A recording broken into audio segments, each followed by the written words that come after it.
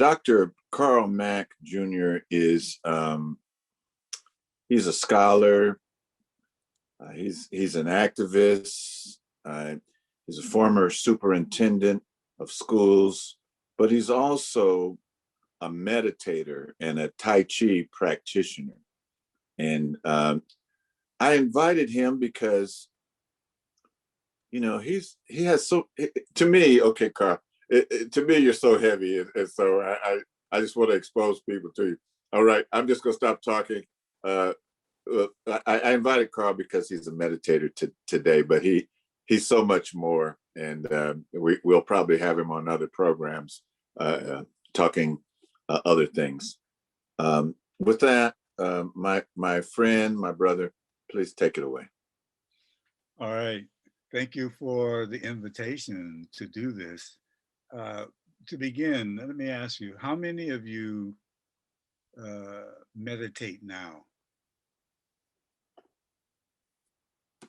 Let's see, 3 or 4 of you.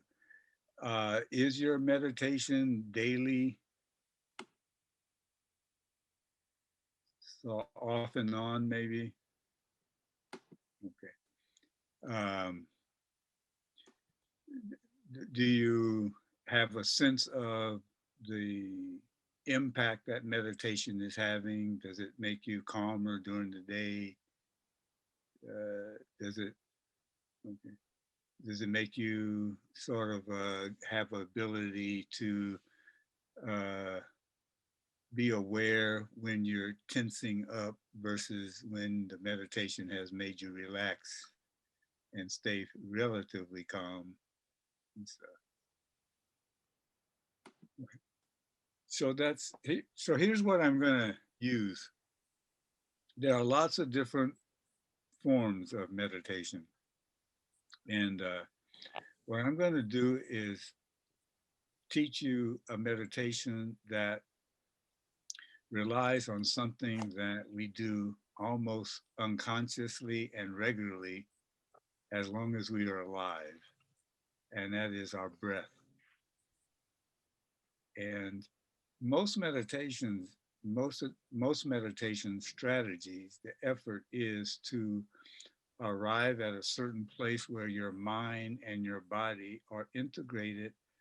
They become one, but it's a relaxed feeling. You have a feeling of being relaxed, and you have a feeling of your mind with all the material that it takes in on a millisecond. You can let it rest. You can sort of like say, okay, the only thing I want you to do is X. And the X that I'm going to get you to let it learn about is how you breathe in and out. And the breathing in and out is like a mantra. So I could teach you something that's like says Om,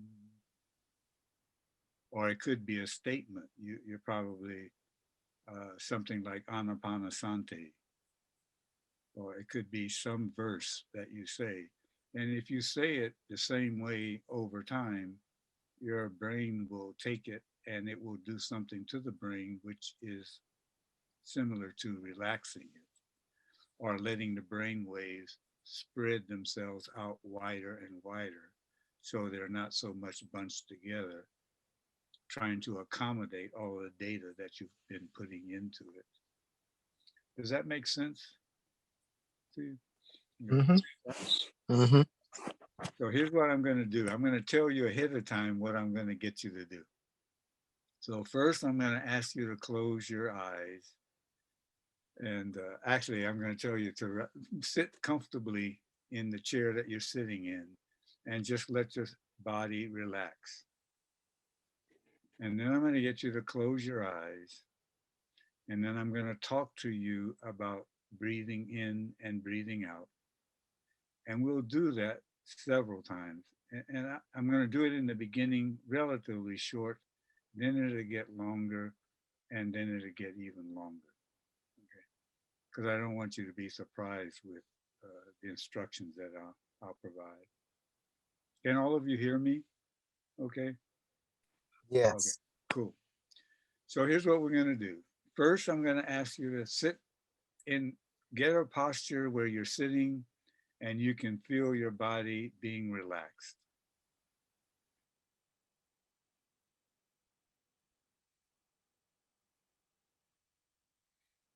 And now I want you to just let you could have your palms down upon your thigh or your knees, or you can hold them up, just as long as they feel comfortable and can be relaxed.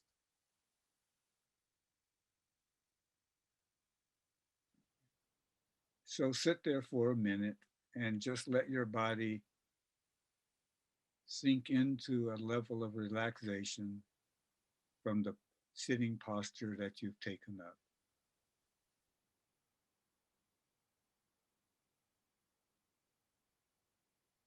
And so now that you've found some comfort in this posture, I'd like you to take a deep breath in and then hold it for a minute or two.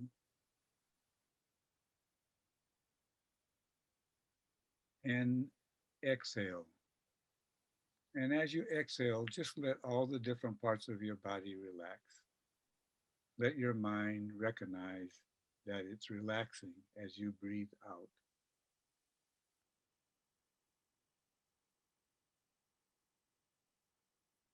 And sit for just a moment. And now take the deep breath in again.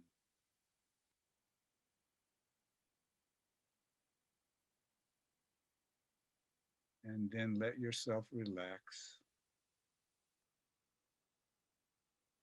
And exhale. And as you exhale, let all the tension flow out of your body.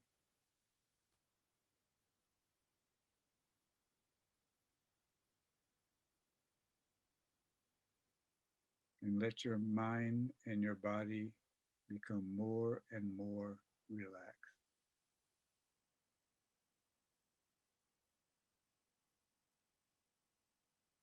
And now take another breath in.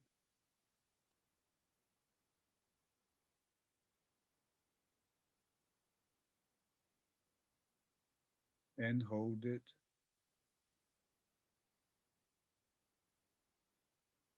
And then exhale. And as you exhale, just let your body relax and relax and relax.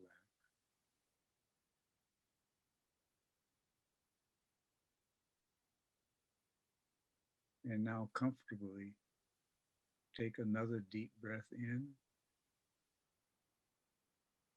and hold it. And then exhale. And as you exhale, let your body relax and relax.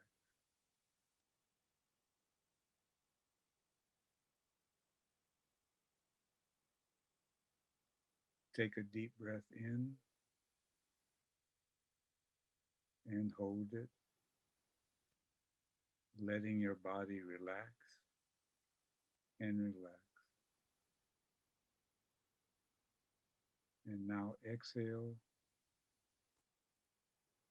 and let your body continue to relax and relax.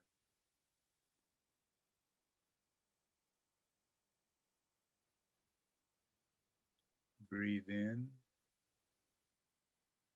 and hold it, letting your body relax. And exhale and let your body continue to relax and relax.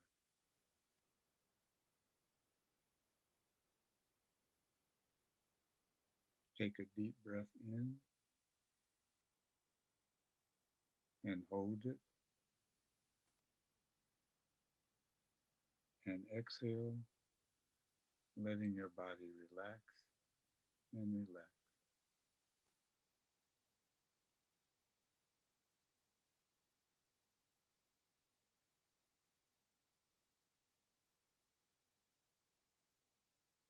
And now Breathe in once more and hold it. And exhale, letting your body relax and relax.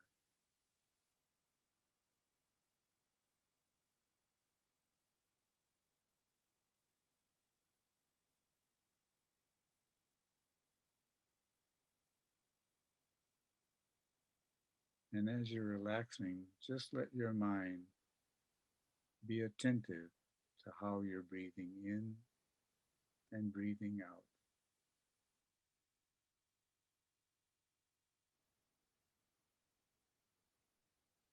Let your body and your mind on its own make you aware of the fact that you are actually breathing in and breathing out. And on each exhale, you can let your body relax and relax.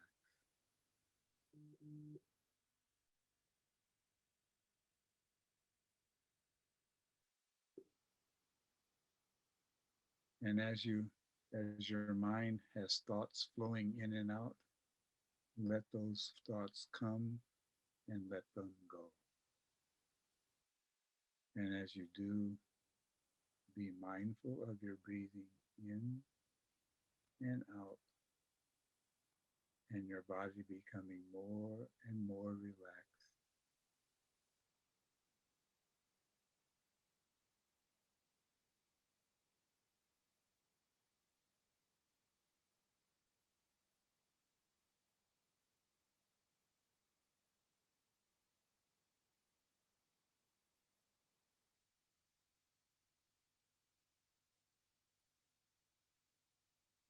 Be attentive. You're actually breathing in and breathing out. And as you exhale, you can let your body relax and relax.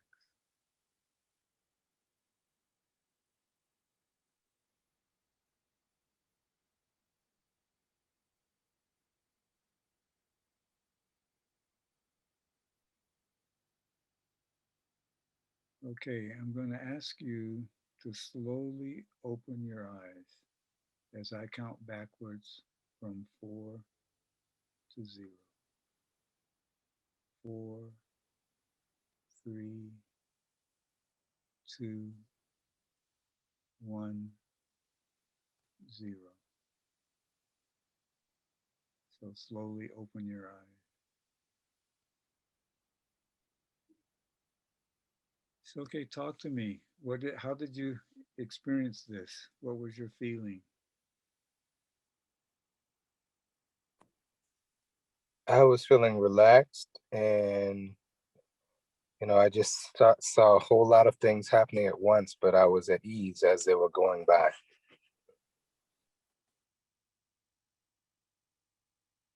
Right. This is one thing, the phenomena, the incredibleness of this body is, you're precisely correct. Your eyes can take up a lot of things, but when the things that they can't take, your body can feel them. That's the miraculousness of the body, you know. And one purpose, some things that people do call meditation, is to precisely let the body do that unencumbered, reaching a relaxed state so that they can actually experience how the body can function and work. But it's also designed, this breathing part is designed to let the brain waves slow down and lengthen. So if you can get the brain waves to slow down and lengthen, it would also give your body the opportunity to become more and more relaxed, even if you're in motion. On my inhale, I seem to tense. I can't really inhale and be relaxed. I kind of tense as I inhale and hold my breath. So my relaxation comes when I exhale. No problem. Because here's what will happen for you. As you exhale and your body relaxes, when you inhale, your mind will give you the tendency, or you will have the tendency of not tensing up anymore because it's already relaxed. So it works differently for different people, but the ultimate goal is for you when the body becomes relaxed and you still inhale and exhale, it will the breathing like that will then gradually help your body become more and more relaxed. And then as your mind and body start doing this in sync, your mind will become more and more relaxed. In other words, the brain waves will lengthen instead of being jumbled up. Does that make sense? And basically, that's what we're doing. I'm just trying to not right now introduce you to the possibility that you can actually be relaxed and uh, and use something that you do all the time, which is to breathe in and out. It's almost like it's similar to a mantra. It has the same kind of effect, but there isn't any uh, sound or noise connected to it. So we're just using the breath, which is relatively silent. Okay, so let's do this again. So slowly close your eyes and get comfortable in your seating.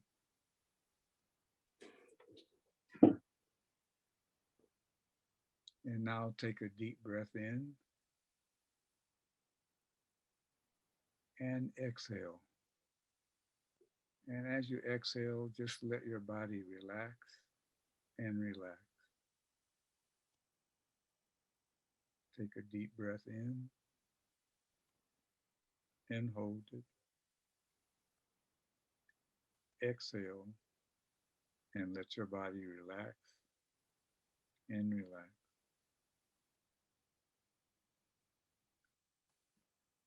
Breathing in and breathing out. Letting your body relax and relax.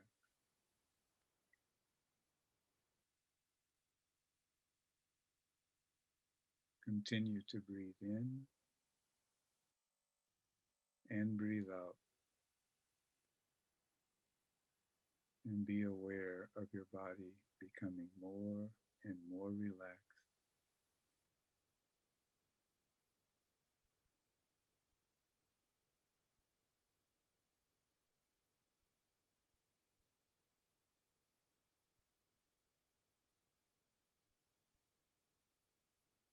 You're breathing in and exhale, breathing out. And as you exhale, your body is becoming more and more relaxed.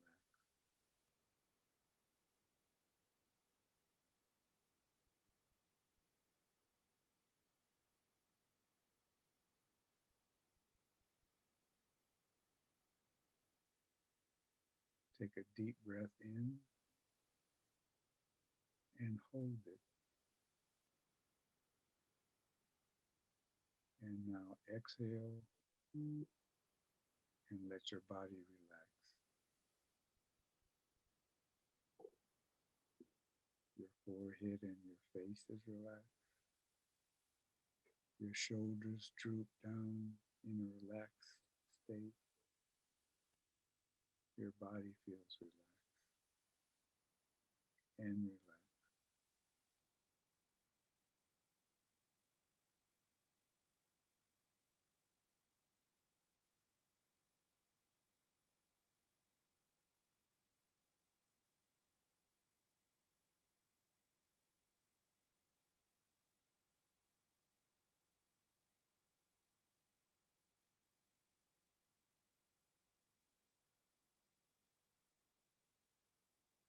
Okay, so slowly open your eyes and let your body remain relaxed. So now share with each other or us together. How did you experience that?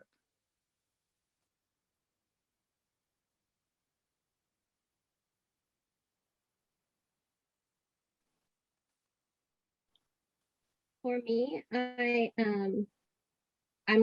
just feel like a continuous peace, and it's just giving me a nice, calm vibration. And I'm able to, especially on the second round, able to more get my mind clear. And if anything pops up, I'm able to just let it go. So yeah, it's coming out very nice, because when you're talking through it, then I'm not talking in my head as much. So I'm listening, you know, so that piece of listening as going with the breath and working with the breath, then I'm not constantly up here talking about a whole bunch of stuff that doesn't matter. So Yeah. Oh, good. That's a good. So like this is a, remember this as your gateway to this, because I say gateway because you could actually be sitting on a bus, crowded, people yelling and talking and across, and you can do this and reach a state of relaxation and peace. Any other thoughts?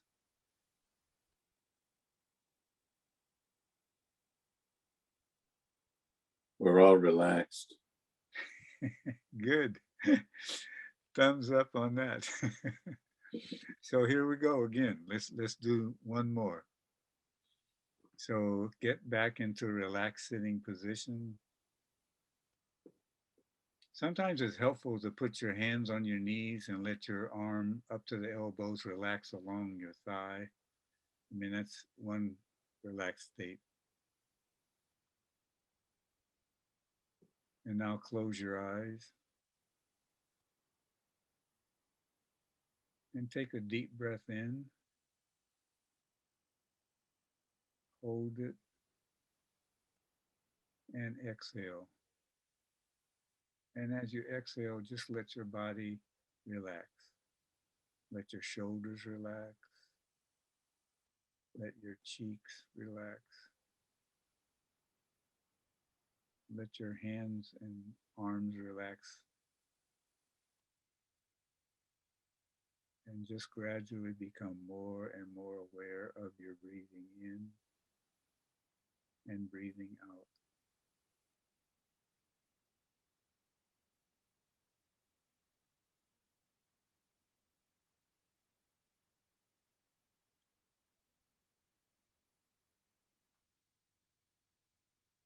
And as you breathe in and breathe out, just experience your body becoming more and more relaxed.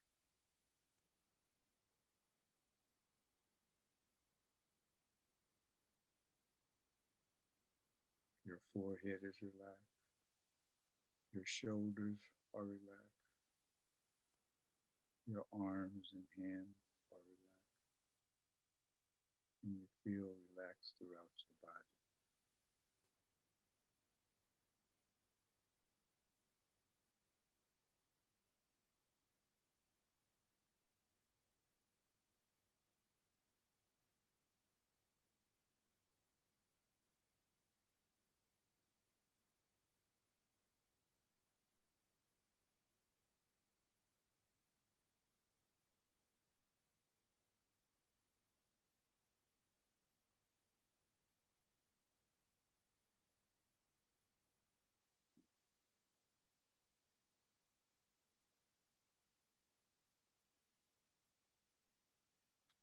And finally, take one deep breath in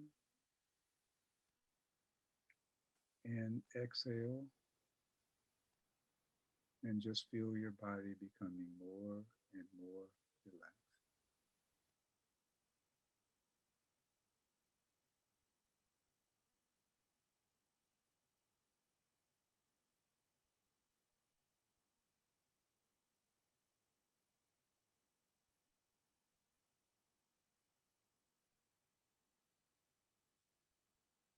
Now slowly open your eyes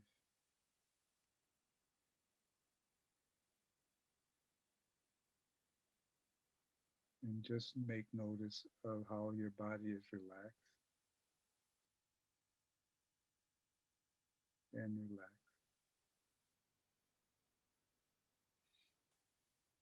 relaxed. Okay, so how was this time around? What did you feel and experience?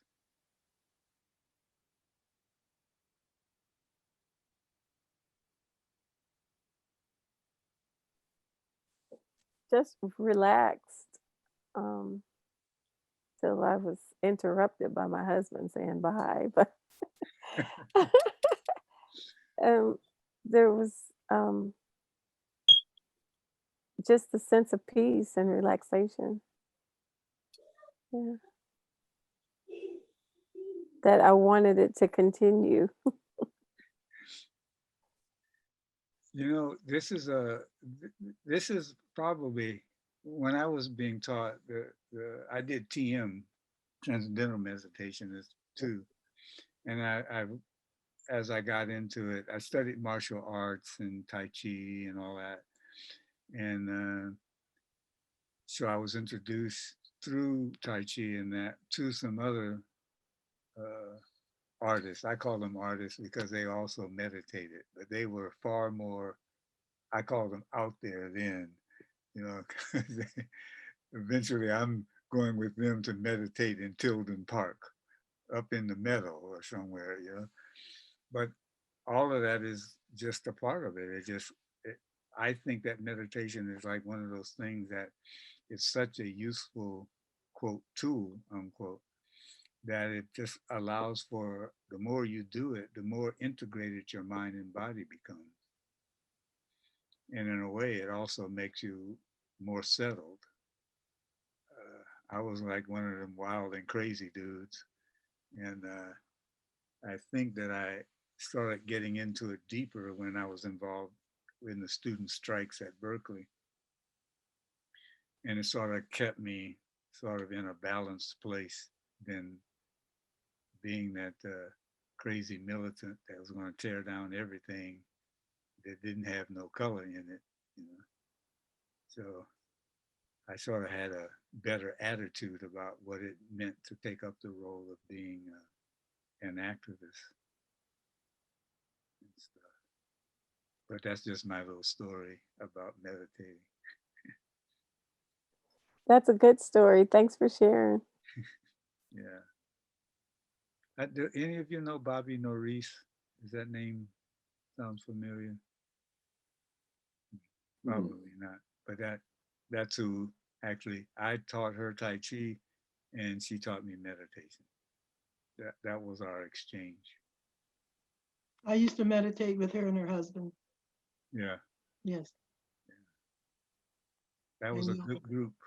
Yes, it was. Has she transitioned? Yes. Yes. A while back. Yeah. Yoga and meditator. So anything. So give me some more. How is this feeling? What is it? What are you feeling and experiencing now? Peace of mind for me. Just real relaxation. Yeah. Something you said triggered Charles Lloyd TM to me, the song. Oh yeah. Charles Lloyd. And TM, that's Yeah. that meditation song. Yes. Yeah. The one thing that's interesting is that I think you'll find when you start practicing it, that as you relax your body, you're also able to be attentive to your breathing in and out, and you won't have to control it. Imagine we can't control it anyway, because as long as we are alive, we are going to have to breathe in and out. But it's such a harmonious thing that's an integral part of our being alive. It's so well integrated into our body. That's this magnificent piece of machinery called the body the breath is just an important part of it. I suspect that those ancients, both in our history and culture, figured that out. And they added postures to it that would make it easy for the body to, over lengthy periods of time, to actually meditate by using the breath as a mantra. I'm referring it as a mantra, but it's slightly different because there isn't any sound. One of, Well, one of the questions that I have, it seems like as I am more relaxed, I'm losing my upright posture, you know, because typically to stay upright is a conscious thing. And as I get relaxed, it's easy to kind of, you know, just kind of melt into it, which means I'm not sitting or whatever my posture is with my back erect and holding that posture. You might consider just as you're letting your the forearms and the palms down on your thigh, sort of think of it as sort of like that's God, what do you call it when you have I can't even think of it. Of all those things that all the things that I've built, I can't think of that one thing. It's like an L shape, okay? It's like this. So this is your body, and this is the upper part of your legs or your thighs going across the chair that you're sitting, and that's sort of like the posture that you want. And you don't have to force it. Actually, it's already built into you to sit like that anyway. And so it's just a matter of practice for you to find that posture every time that you sit down to meditate, that it will return to that. And the more you find it and use it when you're meditating, using a sitting meditation, it'll pretty much always return to that. And when it doesn't, you know, it'll tell you, and you just have to maneuver to adjust and find it. It's slightly different if you're doing an actual posture in meditation where it's almost like a yoga posture, but instead of you sitting with your knees out in front of you like in an L shape, you're actually sitting on your buttocks and the platform of your ankles being crossed with your legs parallel and flat on the floor or pillow that you're meditating on. That is the more normal posture that most teachers will teach you. And it helps in a way because it just makes you consistently aware of all of your body all at the same time. Whereas when you're sitting in the chair, you're more likely to spend most of the time being aware of your breathing in and out.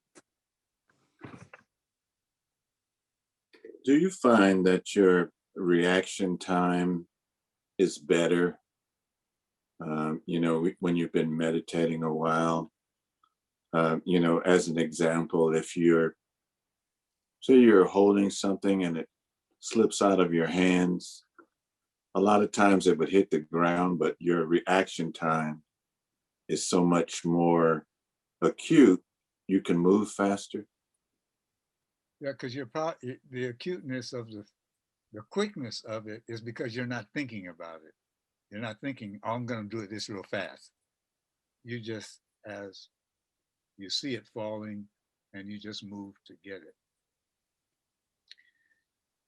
And that, I'm saying that because my introduction to meditation also included me studying martial arts. So the most capable masters that I studied with also taught some form of meditation, because the meditation actually lets you be prepared to defend yourself without tension. And I think that's another way of describing meditation. You're actually accomplishing something without a lot of tension. You're just paying attention to it, listening, and letting your breath and following the in and out motion of your breathing. Yeah. My sister Isali says you're more in tune with your subconscious reflexes. Mhm. Kind of a statement question. Yeah. May I ask a question as well? Oh, sure. Not often, but sometimes during meditation, I find myself awakening from, I hate to say it, from sleep. So is that a sign of is that considered I don't want to say a failure, but is that expected during meditation to sometimes be so deeply in a meditative state that you could fall asleep? Oh, yes, you can. I don't want to say that the meditation actually causes you to fall asleep. The meditation uh, lets your body reaches a state of meditation where it's telling you, I am tired and I need rest, because you've probably been jamming it all day. I find that. So I usually meditate in the morning. And if I can, I try to do something about midday, but I definitely meditate in the evening. And so what have I done with this body? I've probably ridden my bike somewhere, unridiculous number of miles. I probably have walked back and forth to the park with grandkids. I'm just giving all the physical activity of it. And then I'm not really thinking about the impact of that physicality until I'm sitting down. Then I realize, oh, okay, you are really 80 years old and you can't do all this stuff like you used to do when you were younger. And then your body, while it might be in good health, is still going to complain in some form or another. So But is that a complaint? I mean, no, it's like, so if you're doing all of that, obviously you can do it. You did it, yeah, right? right. Um, isn't it just a natural reaction to you exerting yourself the way that you did? Yeah, I agree. Yes, it Yeah. is. But it's also, I guess, a warning that I'm sort of making a joke out of it in a Mhm. way, but it could be, okay, body, you're trying to tell me something. I got it. And so So falling asleep is not maximizing that. It isn't maximizing the opportunity for meditation. it does in a way, yet I think that how do I say this? It's like the consciousness, the more conscious I am of the places I go when I'm meditating, seems to be better for me. And so I think that I've now been meditating long enough and using the postures that I enjoy, less impactful on my body. My knees don't hurt as much. My the joints aren't yelling and screaming at me to get out of the posture. They go sit in a soft sofa or chair or something and meditate. So I'm just thinking, it's yes, I think you have to be attentive. At least I'm more and more attentive of aging, but I'm also more attentive that I have cared for my body, and meditation is one of the ways in which I do that. So I'm not as tense during the day as I used to be when I didn't meditate. And then sometimes I'm mindful enough of to say, I meditated this morning. I'm not going to make it to my evening meditation. Let me stop right now and meditate. Mhm. And sometimes that could just be me pulling over to the side in a parking lot in my car and getting 15 or 20 minutes. And so what does that 15 or 20 minutes do to you? I think that I have rinsed myself if I'm working with a group or something, or I'm doing some consultant work inside of an organization, it just lets me, I don't know, I use rinsing. I'm rinsing myself of all the tension that I had to be attentive to while I was consulting. And so now I can sort of like, okay, mind and body, let's reintegrate and find some balance and, you know, go on with my life for the rest of the day, but I'm not carrying all of that tension around that I had when I was, say, consulting to a group of managers or a company or something like that. So one other question, what made you think that, what makes you think that you can't get to the evening meditation? Oh, You said that you had to stop. So what makes you think that you can't accomplish meditation in the evening? Do you think you will fall asleep or what? actually, I might get home and forget about it. Oh, okay, okay. You know what I mean? Yeah. And then, but most of the time, when I forget about it, I think, "Oh wow, I done forgot all about it," and then I had to, you know what I mean? And so Understood. Yeah. lately, it doesn't happen quite as often, but for a while there, it would happen a lot. You know, because I was not only was working and doing this, I was also consulting to different organizations and groups, and then I would come home and eat, talk to the kids or and my wife, and then boom, I'm gone. You know, and I said, "Oh, wait a minute. I thought I had plans. I have on my calendar that I'm gonna meditate, but I didn't at all." You know. Max, another question. Sure. Um, Oftentimes, regarding cardiovascular conditioning, they say that you should get your heart beat up around, I think, 120 beats per minute. So my question is, as far as meditation, is there a minimum amount of time one should meditate in order to, achieve the maximum benefits?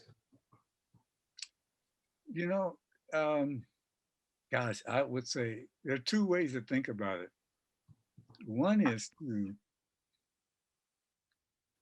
I think that it can, I experienced sometimes in the beginning that I would meditate and it wouldn't really be lengthy. And it may not even be considered enough time to actually experience meditation, but I just did it. So for a whole period of time, whenever had the time to do it, I would do it. And I never thought about it other than just that.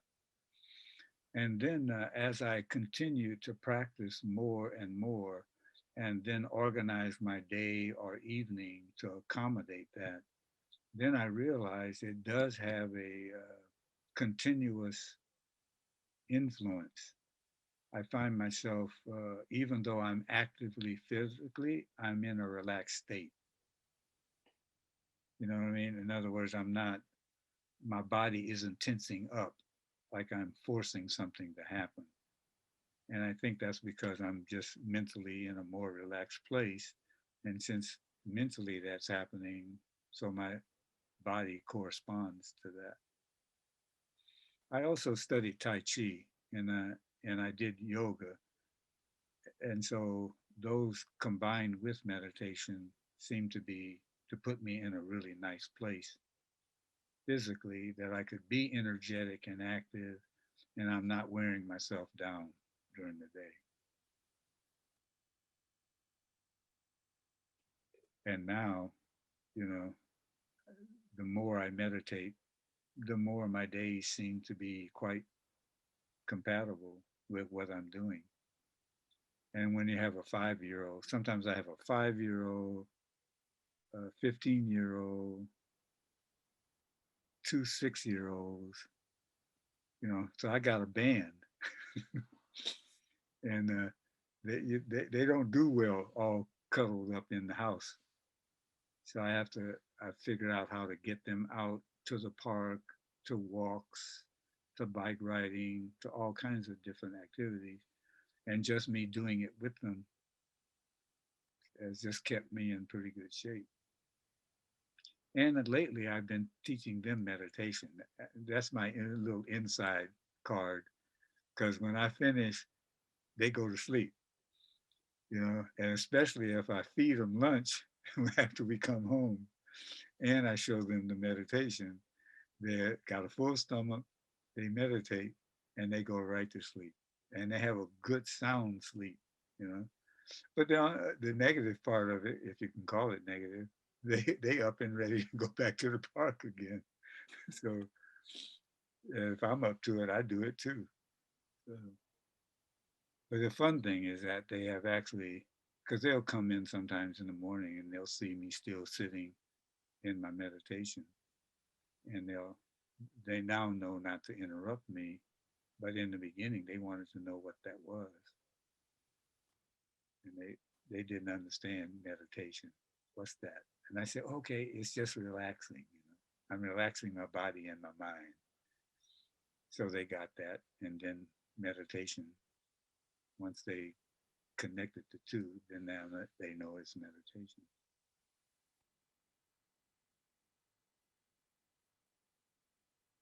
Well, you've chilled me out.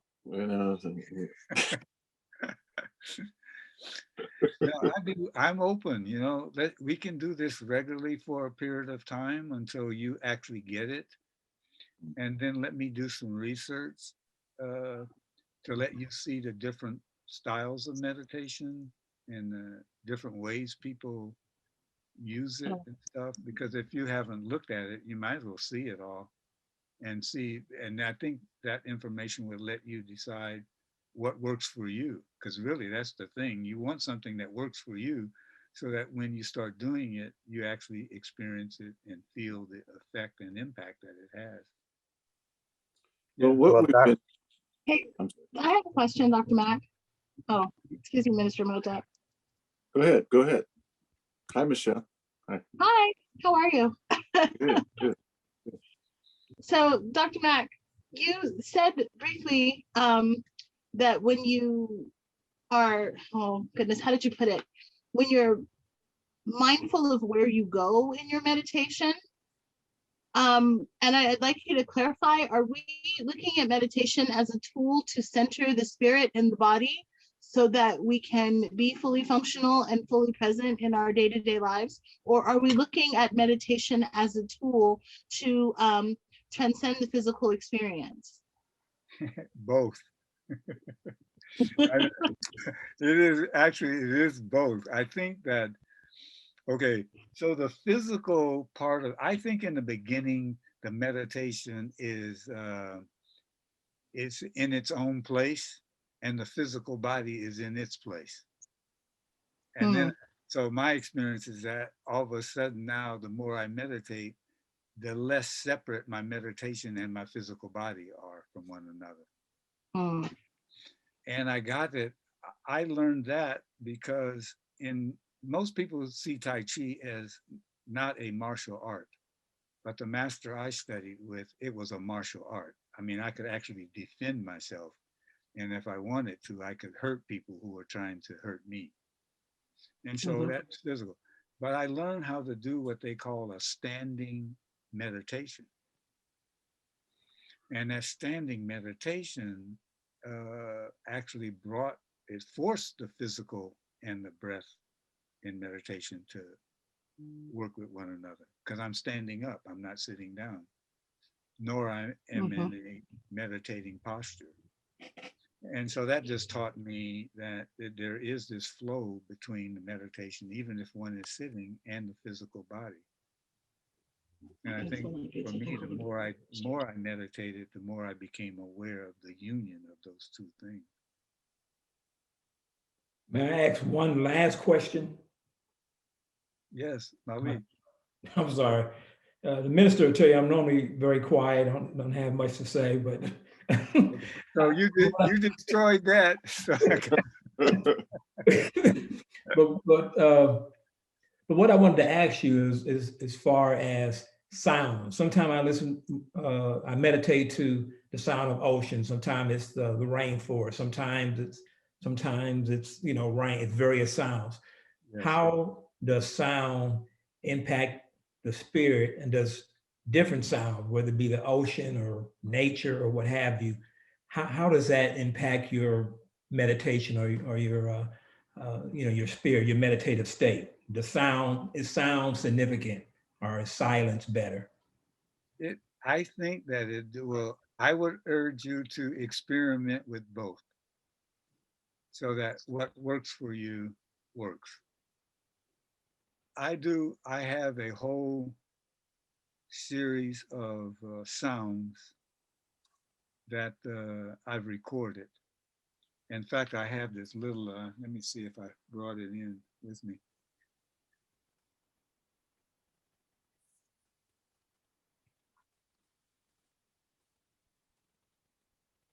So I have this little thing like this. This isn't actually it. But basically, I can take this and put my earphones in it. And this one has a particular, very specific sounds that I'm interested in and I have used. This isn't the one that I use, but I got used to the sounds. I got used to chanting. I mean, if you've been on a retreat, Kadoji is a place down on the peninsula. So I spent a week and that's all we did. Meditate. Some of us fasted for the whole week. And those sounds just became an integral part of the way I meditate. And then sometimes I don't. I just, take my posture and I just listen to my breathing in and out. And that's enough of a strategy to have me just as deep as if I was using some sound. Carl, we had a question regarding your diet. What do you eat? Do you eat pork or red meat, or what's your diet? Chicken is about the closest to me that I do. Fish and chicken. I eat a lot of fresh fruit, soups. My wife has me down pretty good, so I'm not a big eater. I guess sometimes I do when I get hungry. I'm going to eat a lot. So, but poultry and things like that. And I'm a juicer, so carrot juice, apple juice, celery, all that stuff. Mix it all together. And it's ridiculous because I can go and it makes me zoom all day.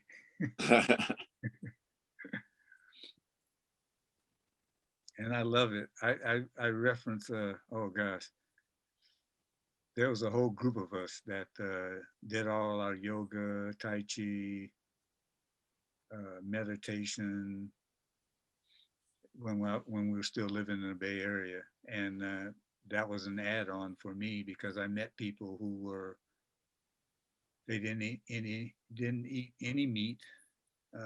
They were real particular about what they ate, even the vegetables, and a lot of them juiced.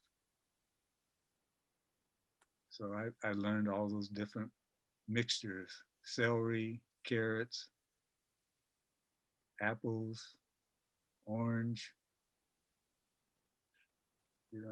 everything.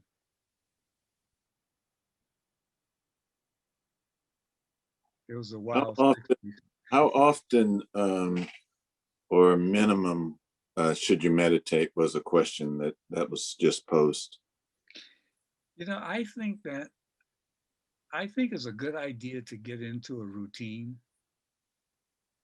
And then once you get into the routine, I think oftentimes that routine will then start helping you determine how long you do want to meditate when you're in it. And if you're working, I think you have to figure out, how do I organize this day so that I can do the work that I'm hired to do and at the same time take care of my spirit and my body. And I think once you get into the motion, for me, once I got into the motion of it, I found out, boy, I was a much better employee. And the more I moved up the ranks, Yeah, I spent 22 years as a superintendent of public school district. You might know it, Del Paso Heights. And I'm telling you, part of my whole survival in a positive way, and also linking with and talking to a variety of different personalities and opinions in the community that the district served, I found meditation was just an incredible tool and very useful. Made a lot of my days work, you know.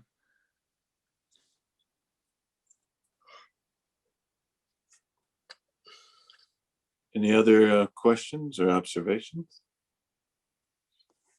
Let's see, Mama Connie is on. Any questions, Mama Connie? I see you came in a few minutes ago. No, thank you. No questions. I know Okay. Dr. Carl from UC Davis. Good to Yes, see him. yes. I'm just, in fact, I've been thinking about it. I'm going to go walk up on campus tomorrow. All right. Blessings. Blessings to see you. Thank you. You're welcome. You know, that's what Carl knows everybody. You actually have someone.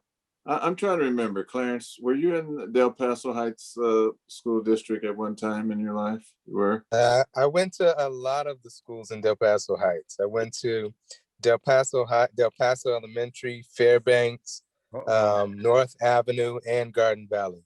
Oh man, you hit them all. Wow. All the elementary schools, man. Yeah. When I got there, actually later on, do you remember Hazel Mahone? Mm-hmm. Oh, Mm-hmm. she was the principal and then superintendent. Man, we wanted that whole part, all of that neighborhood and all those schools to maintain a heavy percentage of students of color. Mm-hmm. And so we spent a lot of time making sure that that was an integral part of it. So way after we both retired from it, and we taught them. We taught as many parents as we could. You know what? You pay taxes. Your kids go to the school. They're your schools, and so don't back away from making sure that your voice is heard. Come to the board meetings. You know, have an opinion about what you think your kids should do. I loved it, man. We Hazel and I put together a pathway that the kids who graduated, we helped to make sure that they had the A to G to F things, and they either were going to go to Sac State or UC Davis, because we had built the pathway for those choices to be made by them, and they could go. But then we also had connections with the historical Black colleges like Morehouse, Howard, all of that, because we sent a lot of them to those schools as well. Mm-hmm. Mm-hmm. Yeah, I think you got my mom into local school politics. So Who was that? Anita Royston. Oh my God. No, no, look, Anita became the boss, bro. You know what I mean? Yeah, Anita was, oh, I just, don't even get me started there, man, because then that opens up a whole pathway to people who, you know, I think it was just fabulous that people had such a negative attitude about the Heights, because then it makes it easier for us to actually do what we wanted to do for the kids that grew up and lived there. And boy, and was your was Anita one of them? You know, Mm-hmm. because we sat down and said, I remember her saying to me, we got to get these parents to come up here for these to schools and come to the know the teachers and do this and do that. And I said, well, hey, let's pull some people together and start thinking about how we're going to do that. And we made that happen. Mm-hmm. Mm-hmm. And in fact, there was a lot of her through her effort and some of that group that made it sure that the president of Sac State, as well as the chancellor at UC Davis, opened up a pathway for them to be admitted. You know.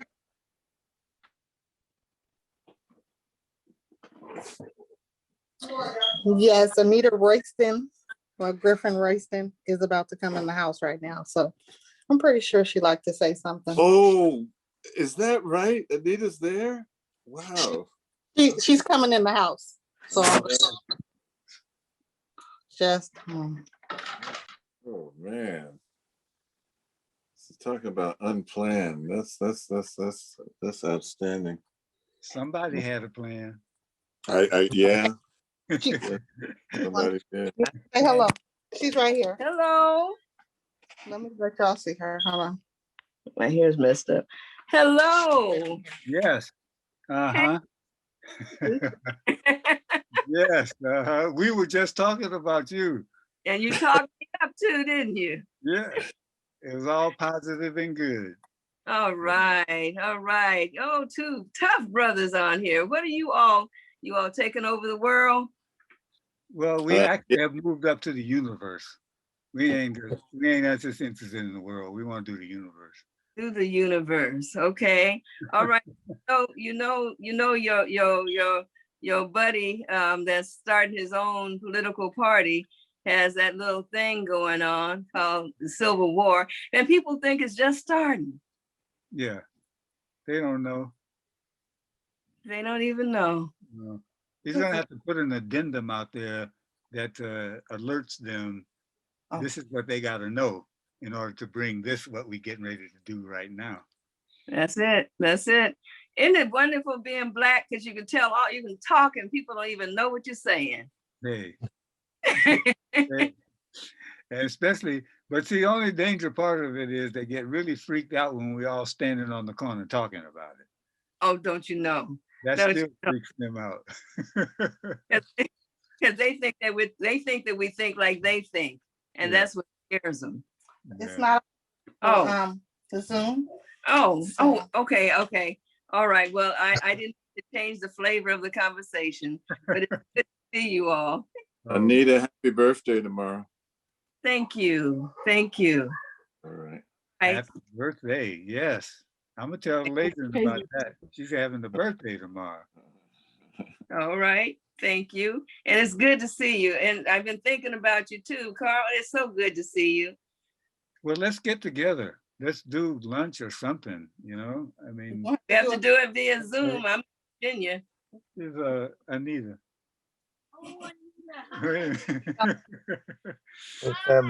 gotta bring her in the picture, Anita. You just had a birthday? Tomorrow. Tomorrow. All right. Now is that a Scorpio?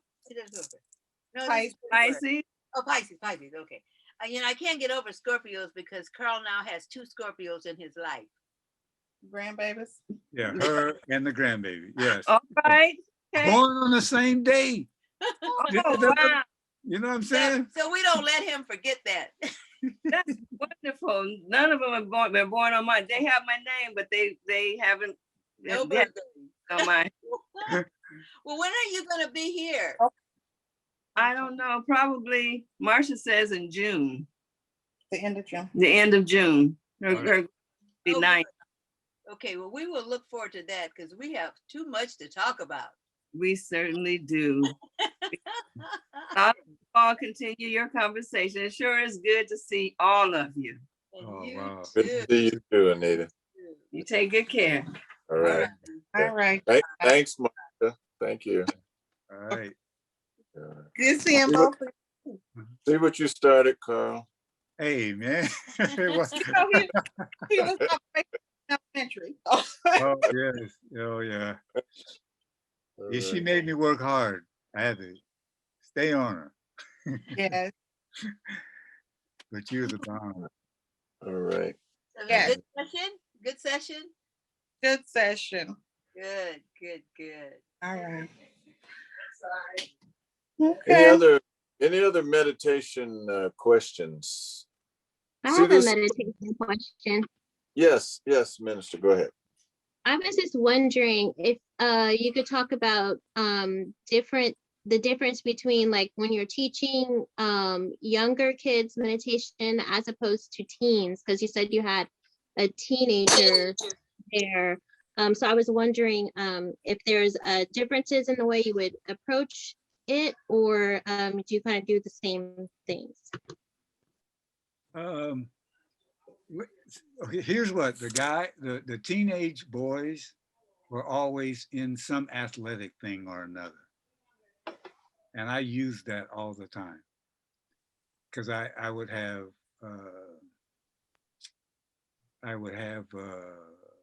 film or of athletes, and a lot of times they would, you know how sometimes before they come up or before they do that, before they get off the bench, you would see them in some kind of pose or posture.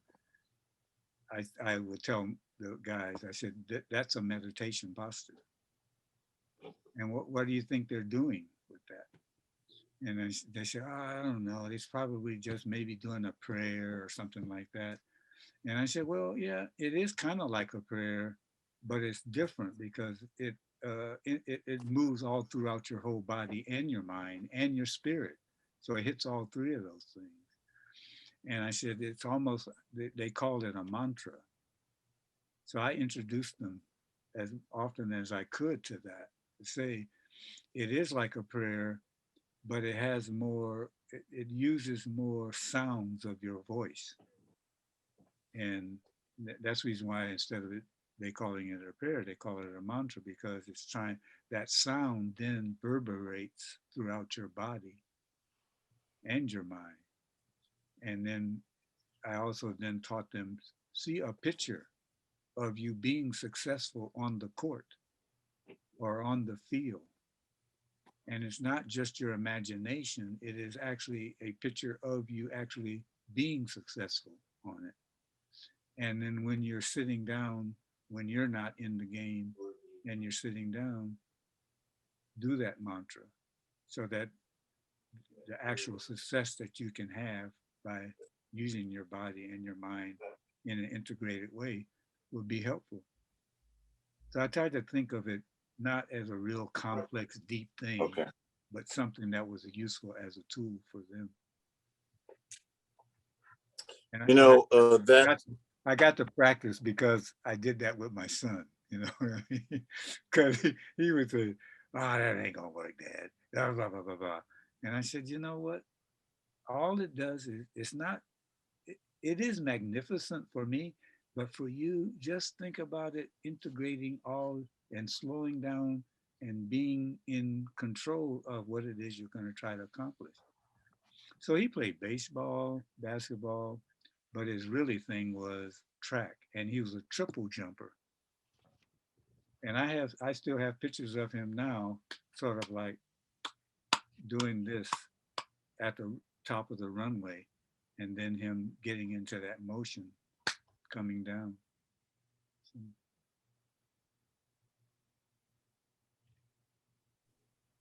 Dr. Mack, I can say you've always been a person um, who handled a lot of complexity and challenges, and you're always, you know, cool and calm and under control, even when people are trying to stress you out. And it's just good to see your, you know, the practices and the tools that you've been using over the years. So I really like this meditation because it's one that you can do in the, you know, like in a crowd of people, right? And you can just sort of calm yourself down when, you know, folks are, you know, trying to get at your neck, so to speak. Yes. So I no one really has to know what you're doing. You know, you just manage it, and I really appreciate that. So thank you. Thank you, man. Thank you. Yeah.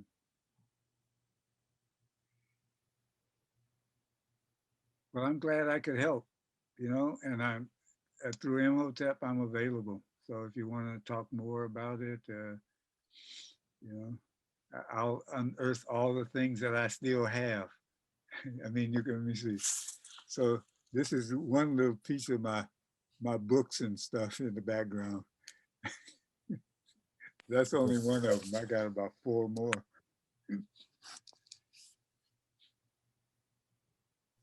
it reminds me of the Addams Family song. Their house is a museum.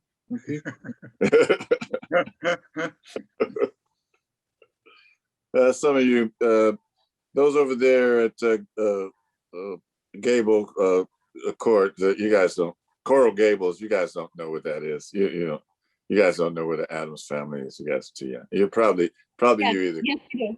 Yes, we do. Yes, we do. Da-da-da-da. Da-da-da-da. Da-da-da-da. Da-da-da-da. Yeah, you They're got that. creepy and Oh, they're you gonna do kooky, that whole song. mysterious, the spooky. They're all together.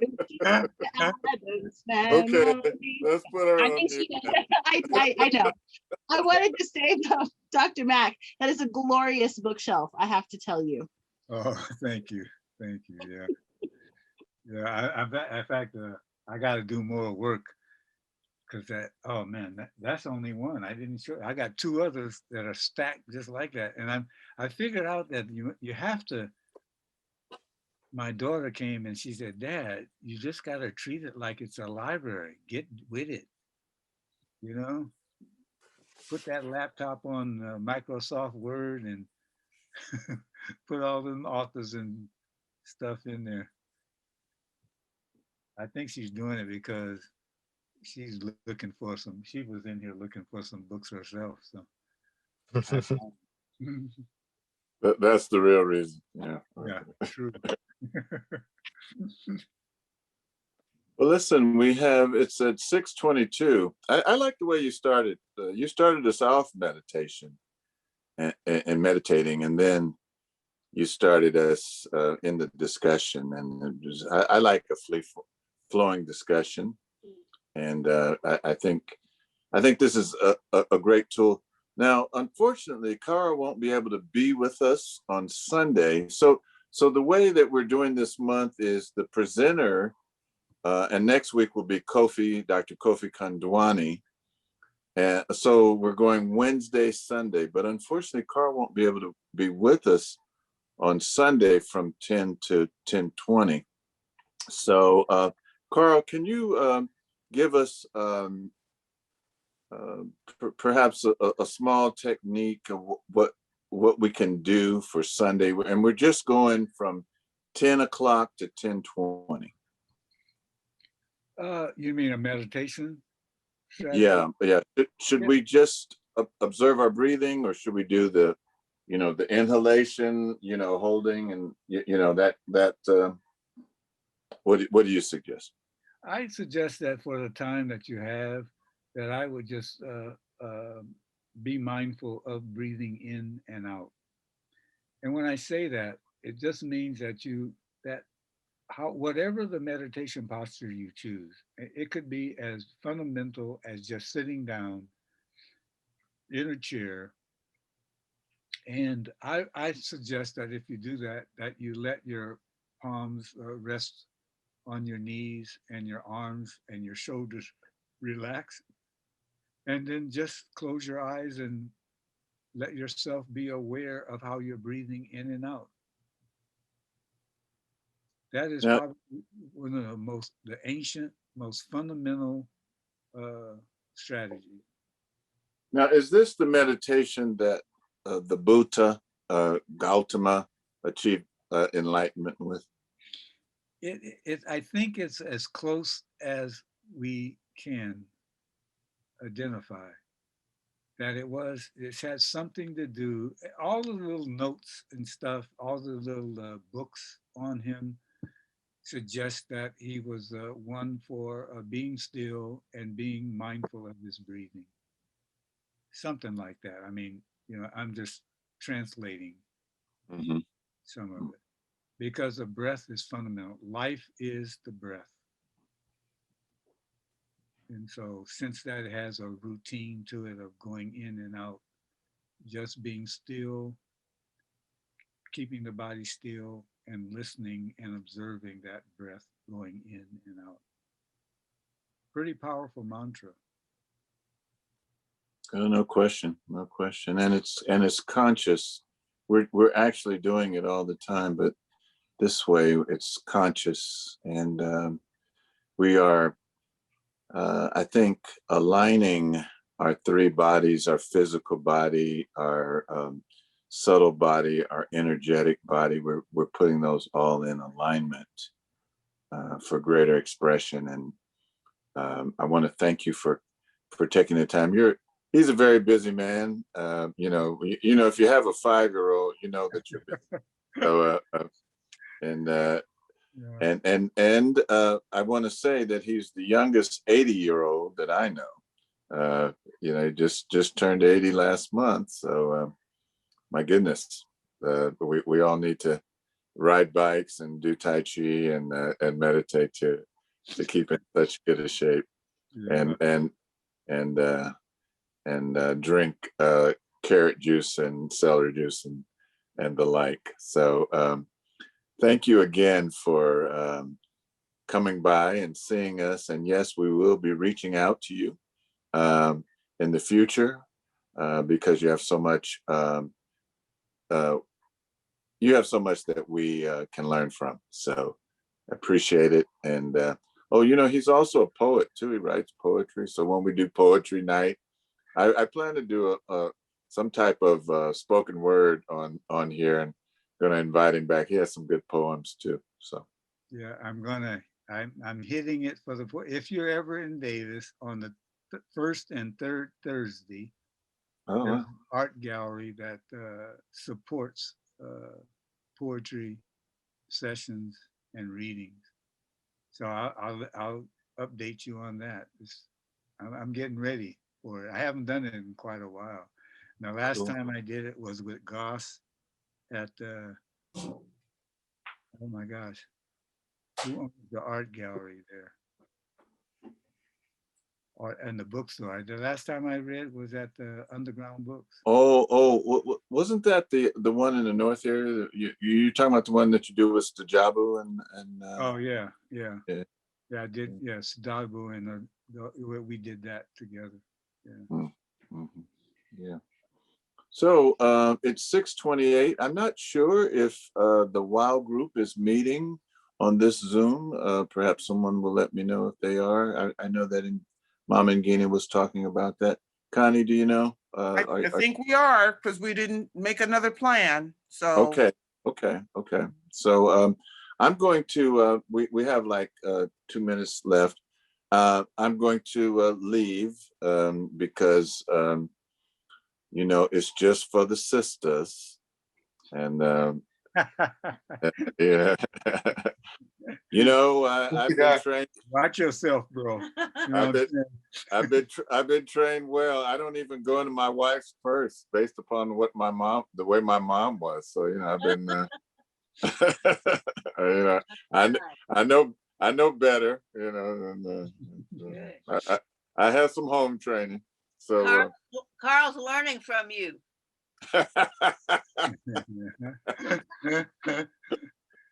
See what I mean? Yeah. Y'all got to stick together.